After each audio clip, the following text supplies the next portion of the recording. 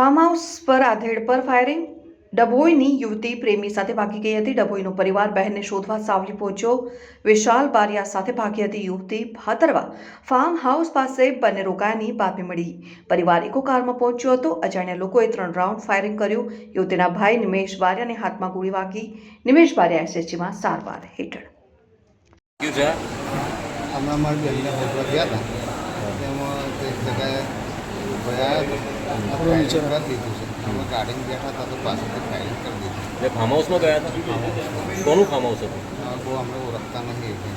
બેનને કેમ શોધવા ગયા હતા? નીકળી જઈ હતી. અચ્છા, કોઈ જોડે ભાગી ગઈ હા, હતી? બધું બાકી કોની જોડે ભાગી ગઈ? વિશાલભાઈ એ ક્યાંનો છે?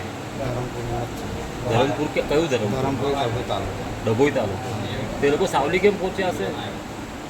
હવે એ ખબર નથી રીતના પહોંચ્યા છે. એ વિશાલ ભાગી ગયો? હા, વિશાલ બાકી તો અચ્છા, તો પોલીસ ફરિયાદ કરી જ તમે? પોલીસ ફરિયાદ અમારી બાકી દીધી તે વખત અમે ફરિયાદ કરી દીધી. ક્યારે ભાગી હતી? 19 તારીખ. ઓકે. અને આ વિશાલ ક્યાંનો છે? વિશાલ બી ધરમપુરી. ધરમપુરીનો જ છે. આ ધરમપુરી ક્યાં આવ્યું? ડભોઈમાં હે ને? તમારું નામ શું? તમને હાથમાં વાગ્યું છે? ખબર એટલે ગોળી ઘૂસી ગઈ હતી કે પસાર થઈ ગઈ? પૂરી પૂછી હતી તે બાદ કશું નહીં થયું.